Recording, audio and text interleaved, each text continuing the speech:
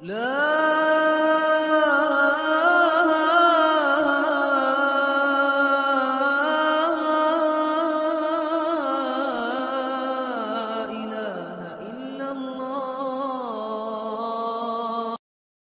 بعض لوگوں نے اپنے گناہوں سے توبہ کی اور اتنی عاجزی کے ساتھ، اتنی ندامت کے ساتھ توبہ کی کہ اللہ کو پیار آ گیا.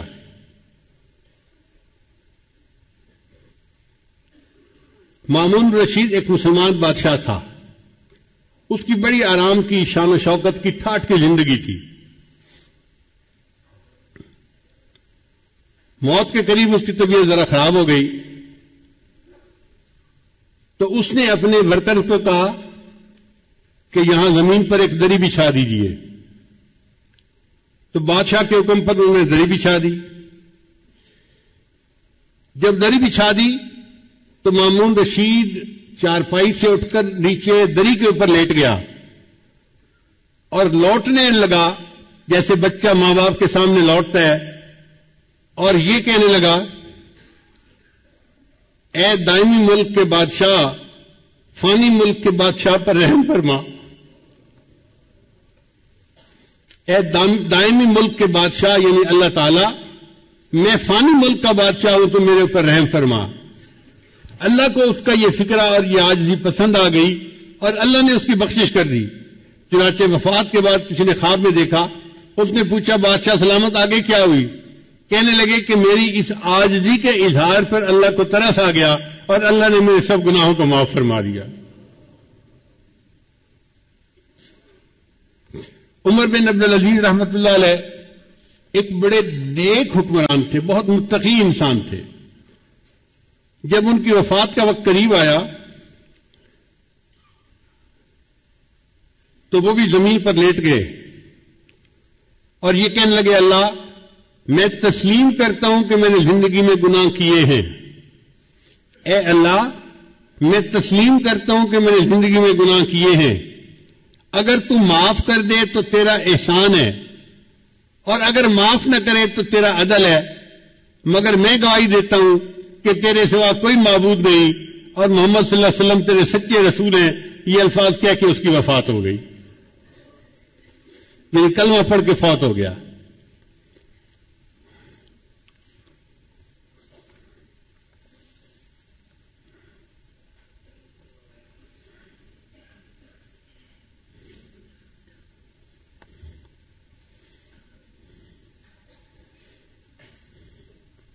ابن جوزی رحمۃ اللہ کی کتاب ہے بحر الدموع، یعنی آنسوؤں کا سمندر. اس میں انہوں نے یہ واقعہ لکھا ہے کہ بنی اسرائیل کی ایک عورت تھی جو حسن و جمال میں اپنی مثال آپ تھی، اور وہ بدکار تھی. گھر کا دروازہ کھلا رکھتی تھی اور بن سنور کر چارپائی کے اوپر بیٹھ جاتی تو اس کے دروازے کے سامنے سے گزرنے والے نوجوان جب اس پر نظر پڑتی تو وہ بہک جاتے تھے. وہ ان سے کچھ رقم لیتی تھی اور ان کو گناہ کا موقع دے دیتی تھی. ایک مرتبہ ایک نوجوان بڑا نیک تھا، وہ ادھر سے گزرا، قدرتاً اس کی بھی نظر اس طرف اٹھ گئی تو اس نے دیکھا کہ اتنی خوبصورت عورت، اس کو بھی شیطان نے بہکایا. تو اس نے اس گھر کے جو کام کرنے والی تھی اس سے پوچھا کہ تیری مال کا مرد کو قریب کیسے آنے دیتی ہے؟ اس نے کہا جناب 1000 دینار لیتی ہے اور پھر اس کو اپنے ساتھ وقت گزارنے کا موقع دیتی ہے.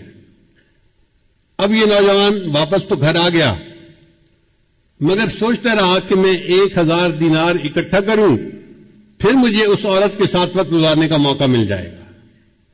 اس نے محنت کی، مزدوری کی، 1000 دینار اس نے جمع کر لیے. ایک دن یہ اس عورت کے پاس گیا اور 1000 دینار اس نے دے دیے.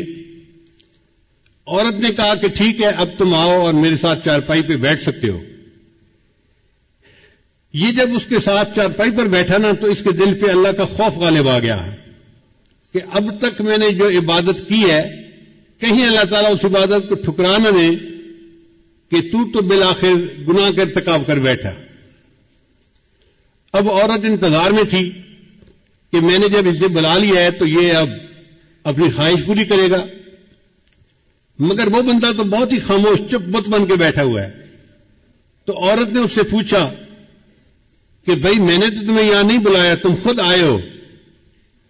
اس نے کہا میں اپنے نفس کی خواہش کی وجہ سے آ تو گیا تھا، لیکن جب میں یہاں چارپائی پر آ کر بیٹھا ہوں نا تو میرے اوپر اللہ کا خوف غالب آ گیا اور میں نے ارادہ ترک کر دیا، میں تیرے ساتھ گناہ نہیں کروں گا، اور جو 1000 دینار میں نے دیے ہیں وہ بھی تیرے ہی، میں تجھ سے واپس نہیں لیتا، اور میں اپنے گھر جا رہا ہوں۔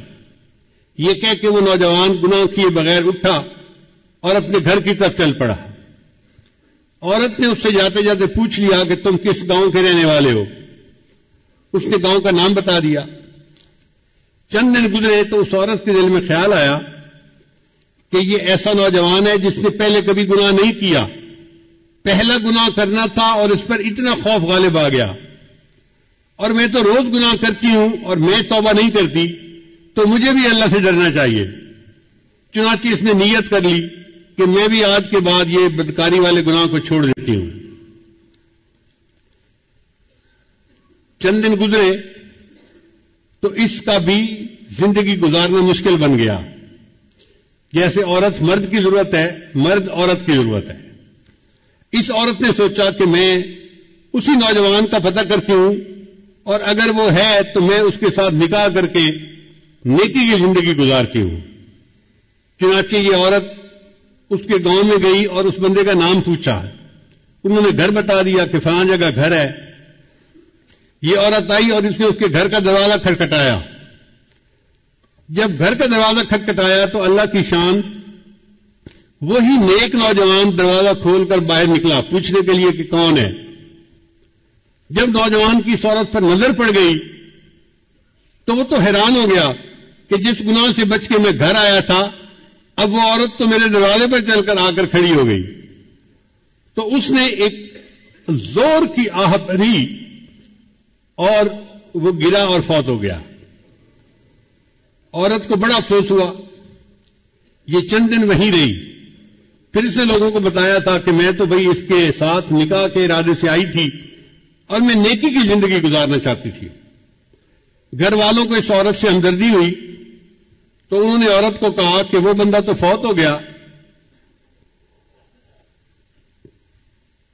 مگر اس کا ایک اور بھائی ہے، ابھی شادی شدہ نہیں ہے، وہ شادی کرنا چاہتا ہے، اگر تم چاہو تو ہم اس کے بھائی سے تمہارا نکاح کر دیتے ہیں۔ تو وہ عورت کہنے لگی بہت اچھا۔ چنانچہ اس عورت کا اس کے بھائی سے نکاح ہو گیا۔ کتابوں میں لکھا ہے اللہ نے اس عورت کی توبہ کو ایسے قبول کیا کہ اس کو اللہ نے 7 بیٹے دیے اور سب بیٹے اپنے اپنے وقت کے اولیاء بنے۔ بد کردار عورت تھی، سچی توبہ کر کے 7 اولیاء کی ماں بنی، قیامت کے دن اللہ کے سامنے سرخرو ہوگی۔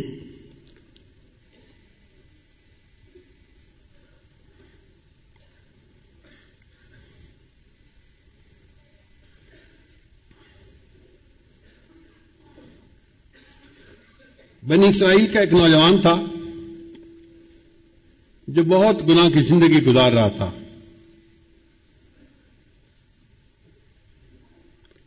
حضرت موسیٰ علیہ السلام کے پاس آیا، حضرت میں اتنا گناہگار اب میرے لیے کیا صورت ہو سکتی ہے؟ تو موسیٰ علیہ السلام نے فرمایا بھائی توبہ کر لو، اللہ تعالیٰ معاف کر دیں گے، اور اگر توبہ نہیں کرو گے تو گناہ معاف نہیں ہوں گے، جہنم جاؤ گے۔ موسیٰ علیہ السلام کی طبیعت ذرا جلال والی تھی، جب انہوں نے تھوڑا ڈانٹ ڈپٹ کر دی تو یہ نوجوان گھبرا گیا۔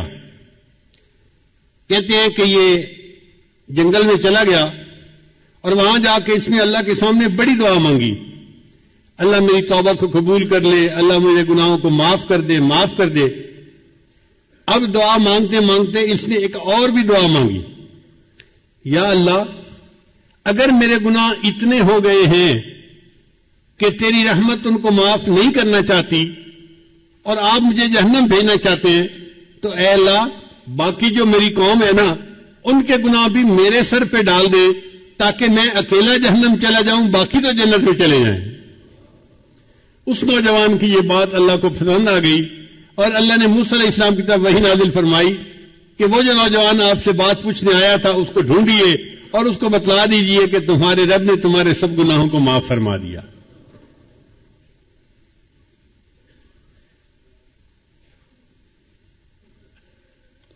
ایک آدمی شرابی کبابی تھا، فوت ہوا تو کسی نے خواب میں دیکھا، اس نے کہا بتاؤ کیا بنا؟ کہنے لگا اللہ نے بخشش کر دی۔ اس نے کہا تیری بخشش ہو گئی، تو شرابی کبابی موت تک اپنی بری حرکتوں پہ قائم رہا، تو تیری مغفرت کیسے ہو گئی؟ کہنے لگا میں برا تو تھا، لیکن جب میری موت کا وقت قریب آیا، یعنی وہ جو نزع کی کیفیت ہوتی ہے تو بندے کو پتہ چل جاتا ہے کہ اب میرا جانے کا وقت قریب آ گیا، تو کہتا ہے کہ اس وقت میں زمین پہ لیٹ گیا اور میں نے اللہ سے یہ دعا کی، اے دنیا اور آخرت کے مالک، اس شخص پر رحم فرما جس کے پاس نہ دنیا ہے نہ آخرت ہے۔ اے دنیا اور آخرت کے مالک، اس شخص پر رحم فرما جس کے پاس نہ دنیا ہے نہ آخرت ہے۔ میرا یہ عاجزی کے الفاظ کہنا اللہ کو اتنا پسند آیا، اللہ نے سب گناہوں کو معاف کر دیا۔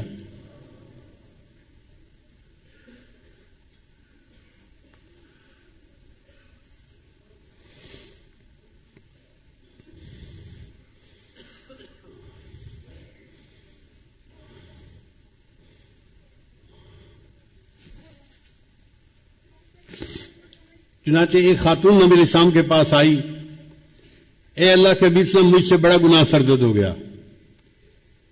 نبی علیہ السلام نے چہرہ انور دوسری طرف کر لیا، وہ ادھر سے آ کر اس نے پھر یہی بات کی۔ نبی علیہ السلام نے چہرہ انور پھر اور طرف کر لیا، اس نے پھر آ کر یہی بات کہی۔ پھر نبی علیہ السلام چہرہ انور چوتھی طرف کر لیا، اس نے پھر آ کر یہی بات کا اقرار کیا کہ مجھ سے بڑا گناہ سرزد ہو گیا ہے۔ اصل میں نبی علیہ السلام اس سے 4 مرتبہ کہلوانا چاہتے تھے، اگر ایک دفعہ کہتی تو کام معاف ہو جاتا۔ اب چونکہ اس نے 4 مرتبہ گواہی دے دی تھی تو نبی علیہ السلام نے فرمایا کہ تجھے کوئی شک ہو گیا ہوگا، وہم ہو گیا ہوگا۔ اس نے کہا اللہ کے نبی صلی اللہ علیہ وسلم، وہم والی کوئی بات نہیں، میں نے بڑا گناہ کیا اور اس وقت بچہ میرے پیٹ میں پل رہا ہے، میں بچے کی ماں بننے والی ہوں، کوئی شک والی بات نہیں ہے۔ تو نبی علیہ السلام نے فرمایا اچھا، جب تک بچے کی ولادت نہیں ہو جاتی تم جاؤ، جب ولادت ہو جائے پھر میرے پاس آنا۔ یہ عورت اپنے گھر واپس چلی گئی۔ آپ غور کریں، اس عورت کے سر پہ پولیس مسلط نہیں تھی، یہ کہیں جیل کے کمرے میں بند نہیں تھی، یہ اپنے گھر میں تھی۔ اگر یہ چاہتی وہاں سے کہیں چلی جاؤں دور تو یہ اپنے ہسبینڈ کے ساتھ کسی اور بستی میں جا کے رہ جاتی، مگر یہ بھاگی نہیں اور اپنی بات سے پیچھے بھی نہیں ہٹی۔ جب بچے کی ولادت ہو گئی تو اپنے بچے کو لے کے پھر نبی علیہ السلام کی خدمت میں آئی، اے اللہ کے حبیب صلی اللہ علیہ وسلم، میرا بچہ پیدا ہو گیا، بیٹا پیدا ہوا ہے، اور میں آئی ہوں کہ آپ مجھے پاک کر دیجئے، میں قیامت کے دن اللہ کے سامنے ناپاک حالت میں نہیں جانا چاہتی۔ تو نبی علیہ السلام نے فرمایا تمہارے قریب میں کوئی عورت ہے جو اس بچے کو دودھ پلائے؟ تو پتہ چلا کہ کوئی اور عورت ایسی نہیں تھی بچے والی جو اس کو بھی دودھ پلاتی۔ اس زمانے میں ڈبوں کے دودھ تو ہوتے نہیں تھے، مائیں دودھ پلاتی تھیں، تو کوئی اور عورت قریب نہیں تھی۔ تو نبی علیہ السلام نے فرمایا اچھا تم جاؤ اور بچے کو اتنی دیر دودھ پلاؤ کہ یہ دودھ کی بجائے کھانے کی چیزیں کھانے لگ جائے، سالڈ لینا شروع کر دے۔ وہ عورت گھر واپس آ گئی اپنے بچے کو لے کے۔ اب اس کے پاس 2 سال کا وقت تھا، کیونکہ دودھ پلانے کی عمر عامین یومین کاملین 2 سال پورے ہوتی ہے۔ اس عورت نے بچے کو 2 سال دودھ پلایا تو بچہ اتنا بڑا ہو گیا کہ وہ روٹی کا ٹکڑا کھانے کے قابل ہو گیا۔ چنانچہ وہ اپنے بچے کو اس حال میں لائی کہ بچے کے ہاتھ میں روٹی کا ٹکڑا تھا اور بچہ روٹی کا ٹکڑا کھا رہا تھا۔ یہ پروف تھا اے اللہ کے نبی صلی اللہ علیہ وسلم اب میرا بچہ دودھ کا محتاج نہیں رہا، اے اللہ کے نبی صلی اللہ علیہ وسلم میرے اوپر حد جاری کیجیے اور مجھے پاک کر دیجیے۔ اس کا مطلب یہ کہ اس عورت کے دل میں ایک آگ لگی ہوئی تھی ندامت کی، شرمندگی کی، کہ میں گناہ تو کر بیٹھی ہوں لیکن میں اس گناہ کی حالت میں اپنے رب کے سامنے نہیں جانا چاہتی. میں چاہتی ہوں کہ میرا اللہ میرے گناہ کو دنیا میں معاف کر دے اور میں آخرت کی ذلت سے بچ جاؤں. چنانچہ نبی علیہ السلام نے اس عورت کو رجم کرنے کا حکم دیا. حضرت عمر رضی اللہ عنہ نے جب اس عورت کو پتھر مارا تو خون کا کوئی چھینٹا ان کے کپڑے پر آ کر گرا. تو انہوں نے اس عورت کو کہا یہ کتنی ایسی ہے اور ویسی ہے، اپنے قبیلے کو بھی بدنام کیا، ماں باپ کو بھی بدنام کیا، اور ایسی حرکت کرنے پہ تجھے شرم نہیں آئی.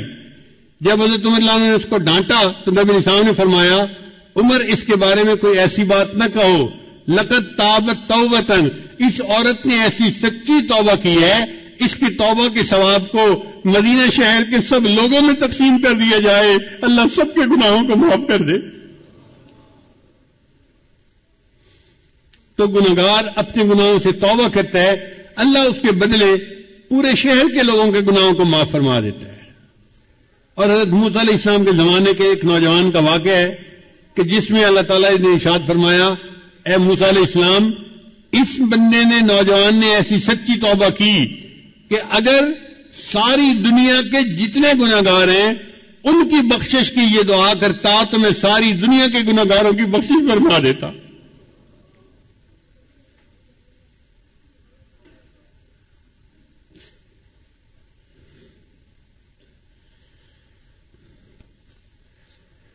حضرت عمر رضی اللہ عنہ ایک مرتبہ مسجد نبوی میں جا رہے تھے، ایک نوجوان کھڑا رو رہا تھا.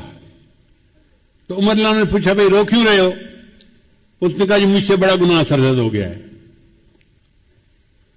بھئی کیا گناہ سرزد ہو گیا؟ اس نے کہا بھئی میں کفن چور تھا، یعنی جب لوگ میت کو دفن کرتے تھے نا تو میں ان کی قبر کھود کے ان کا کفن نکال کے بیچتا تھا اور اس کے پیسے سے زندگی گزارتا تھا، میرا یہ روز کا کام تھا. ایک مرتبہ ایسا ہوا کہ انصار کی ایک جوان لڑکی کی وفات ہو گئی اور میں نے اس کے کفن کو چرا لیا. پھر میں تھوڑی دیر آگے چلا تو میرے اوپر شیطان غالب آ گیا اور شیطان نے دل میں بات ڈالی کہ لڑکی تو جوان عمر تھی تو کیوں نہ میں اس سے اپنی خواہش ہی پوری کر لوں.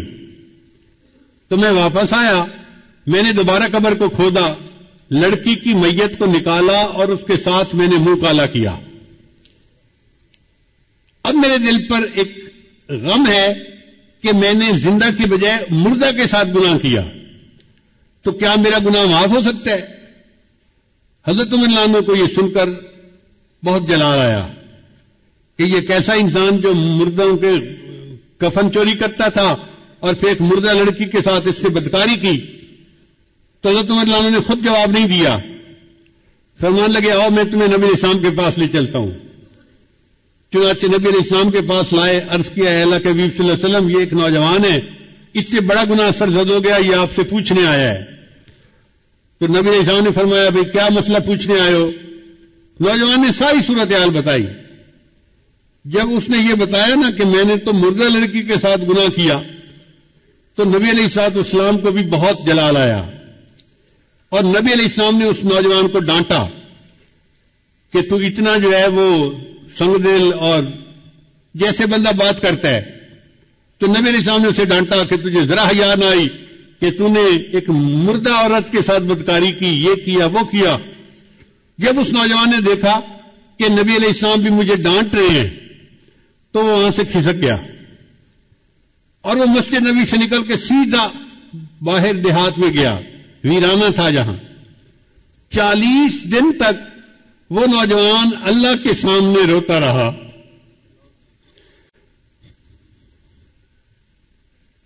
اللہ میں اعتراف کرتا ہوں کہ میں نے یہ گناہ کیا، لیکن بخشنے والا تیرے سوا اور کوئی ہے تو نہیں، تو اللہ مجھے بخش دے. اتنا اس نے آنسو بہائے، اتنا اس نے اللہ کے سامنے عاجزی ظاہر کی کہ اللہ رب العزت نے جبرائیل علیہ السلام کو نبی علیہ السلام کے پاس بھیجا.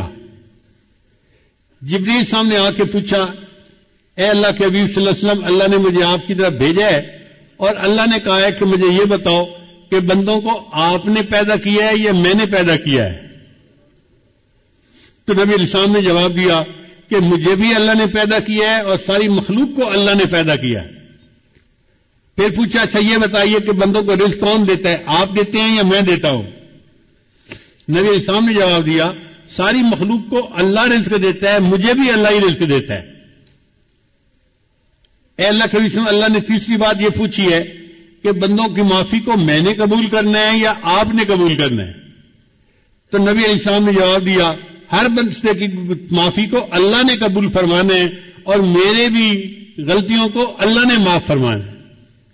جب نبی علیہ السلام نے 3 باتوں کا جواب دیا تو جبریل علیہ السلام نے کہا مجھے اللہ تعالیٰ نے بھیجا ہے آپ کو یہ بتانے کے لیے کہ وہ جو نوجوان آپ کے سامنے آیا تھا اور اس نے گناہوں کی معافی کی بات کی تھی اور آپ نے ذرا ترشروئی سے جواب دے دیا، وہ بچہ یہاں سے سیدھا ویرانے میں چلا گیا، 40 دن ہو گئے ہیں، وہ دن رات روتا ہے، مجھ سے معافی مانگتا ہے اور میں پروردگار نے اس کے گناہ کو معاف کر دیا ہے، لہذا اس نوجوان کو آپ بلائیے اور بتا دیجئے کہ اللہ نے تمہارے گناہ کو معاف کر دیا۔